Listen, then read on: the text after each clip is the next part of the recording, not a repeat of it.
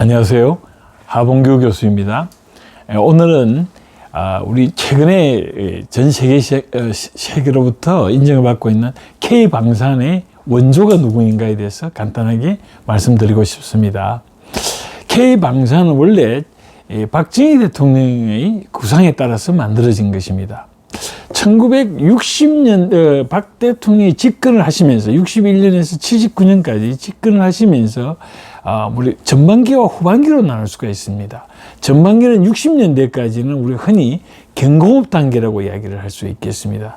조국 근대화라고 하면서 그것은 일종의 산업화인데 그 산업화는 초기에는 일본의 모델을 따른 것입니다. 또 일본의 모델은 독일이 1871년 통일한 독일이 영국에 비해서 유치산업 보호론을 주장한 나라였기 때문에 독일의 그 코치에 따라서 일본은 초기 단계를 경공업으로 출발해서 나중에 중화학공업으로 갔습니다. 똑같이 한국도 그것을 하게 되었습니다. 그래서 60년대 우리는 흔히 60년대를 이제 뭐 크게 제일 큰 역사적 것은 하나의 전개가 되는 것은 월남전과 그리고 한일 국교 정상화로 볼 수 있습니다. 그래서 여기서 자본이 좀 마련되고 나서 70년대부터 시작되는 것이 바로 유신체제와 또 한편으로 조국 근대화의 2단계인 산업화, 중화학공업이라고 할 수가 있겠습니다.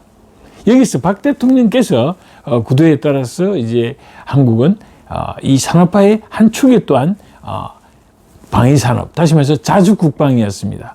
그 자주국방에 최근에 비근한 예가 제가 이번에 같이 개인적으로 최윤주 대령님을 같이 그분은 1950년 한국 전쟁 당시 학도병으로 참전을 하셨고 그 다음에 사병으로, 그 다음에는 또 장교로서 근무를 하시다가 5.16 군사혁명과 동시에 국가재건 최고회의 위원으로 계시다가 다시 군에 돌아가셔서 육군본부 탄약 과장을 하시다가 이제 박 대통령의 특명으로 오늘날의 풍산금속에 있는 포탄 공장인 안강 공장, 지금 200만 평에 달합니다. 그 안강 공장을 설계하시고 그것을 공장장으로 평생을 봉직하신 분입니다. 그분하고 이야기를 이제 직접 만나서 이야기를 들어본 결과는 박정희 대통령께서 이제 여러분을 추천을 받다가 최 대령님을 이제 낙점을 하시고 특명을 내리셨다고 합니다. 그 당시 특명은 그냥 사실은 엄청난 대가가 따랐다고 합니다. 왜냐하면은 세계적인 규모의 그리고 질의 확보할 수 있는 세계적인 탄약 공장을 만들어 달라는 조건이었답니다. 그래서 박 대통령의 명에 따라서 미국, 영국, 프랑스, 독일, 캐나다와 일본의 세계 유수의 탄약 공장을 직접 갔다 오셔가지고 보고서를 일일이 보고를 하고 승인을 받았다고 하십니다. 그리고 이제 박 대통령께서 나중에 설계 도면을 가지고 오셔서 이제 결재를 받았는데요. 그 당시 이제 지금 200만 평인데 그 지금 가보니까 앞으로는 천의 요새였습니다. 앞으로는 큰 개천이 있어서 일반 사람들이 거주지하고 많이 떨어져 있었습니다. 또한 뒤에는 병풍처럼 산이 둘러싸고 있었습니다.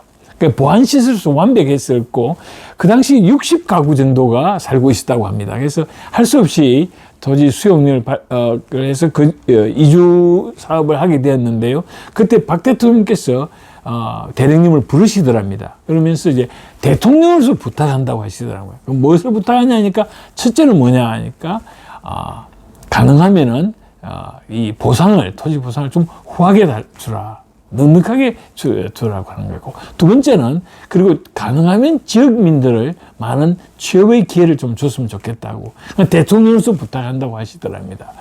박 대통령께서는 또한 많은 일화가 있었는데요. 그 중에는 이제 큰 소나무가 그 당시 이제 설계를 하다 보니까 직원 식당에 큰 소나무가 있어서 그 소나무를 베어내고 거기에 세우는 거 돼 있는데 박 대통령께서는 그 소나무를 베지 말고 좀 뒤로 물리면은 소나무도 살고 되지 않겠느냐 따로 부탁하셔가지고 할 수 없이 설계 변경을 하신 것으로 나옵니다.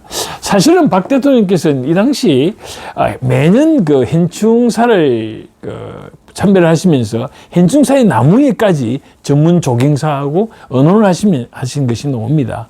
또한 70년대 초에 또 하나의 그 현상이 뭐냐니까 박 대통령께서 산림 녹화에 또 주력을 하셨거든요. 그래서 이 산림청을 내무부로 이관을 하고 총력 체제로 그 산림 녹화 운동을 하셨기 때문에 아마 나무에 대한 각별한 애정을 표시한 게 아닌가 한 것이었습니다. 그래서 우리가 오늘날 지금 우리 K방산, 특히 그 안강공장이 만드는 한국의 포탄은 세계적인 좀 베스트셀러입니다. 옛날에는 그 155mm 포탄 하나가 한 200만 원 정도의 가치였답니다. 근데 지금은 직경 20m 정도의 그밖에 없지만은 지금은 이제 개발을 하여 한 직경 한 포탄 하나가 직경 한 100m까지, 그러니까 그 축구장 하나의 직경이겠죠. 100m까지 하고 그것이 한 3천만 원에서 5천만 원까지 부가가치를 생산하고 있다고 합니다. 이것을 박 대통령께서는 그 당시 이제 직접 자주국방이라는 그 이제 효를 쓰시고, 지금 그 효는 따로 풍산금속에서 그 동판으로 만들어서 공장장실에 비치를 하고 있었습니다. 그런데 이제 그때 자주국방을 언론 앞에서 우리가 자주국방 계획을 발표하신 것입니다. 그 당시 이제 박 대통령께서는 ADD를 이제 창설을 했습니다. 지금 뭐 옛날에는 홍릉전기라고 홍릉기계라고 하여 지금 이제 홍릉에 있습니다. 근데 그것이 이제 나중에 대전에도 이제는 더 크게 만들고 했지만은 그 구상을 하신 겁니다. 마침 저희 큰 가인께서도 ADD 창설 요원으로 근무를 하셔서 저도 ADD에 한 번씩 가기도 했습니다. 70년대 박 대통령께서는 유경수 여사님이 돌아가시고 조금 개인적으로 우울한 것이 있었던 것 같습니다. 그래서 많은 경우 행사를 직접 가시지 않고, 예를 들어 전국 체전이라든지 이런 건 가지 않았지만은 여기는 꼭 참석을 하셨답니다. 해마다 그 ADD의 행사에 직접 참석하시고 그런 것을 기억하고 계셨습니다. 그리고 그 당시 이제 박 대통령께서 하도 자주 오시고 하니까 거기 안강공장에는 대통령실을 따로 만들어 놨다. 영빈관이라 하여 박 대통령 오시는 곳을 따로 조성을 했다고 합니다. 그래서 그 당시 이제 박 대통령께서는 장관을 임명하거나 이럴 때는 장관에게 꼭 포항제철과 안강공장을 같이 둘러보라고 말씀을 하시고, 김정필 총리님도 오셔가지고 효를 남기신 그런 것들이 남아있다고 합니다.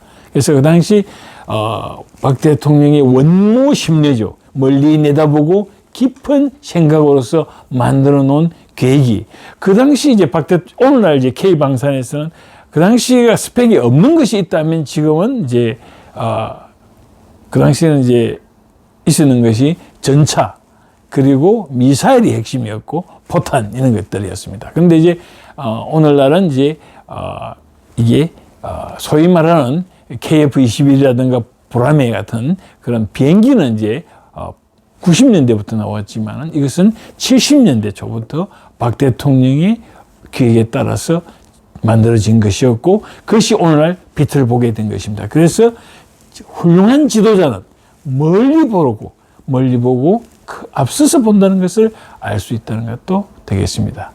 감사합니다.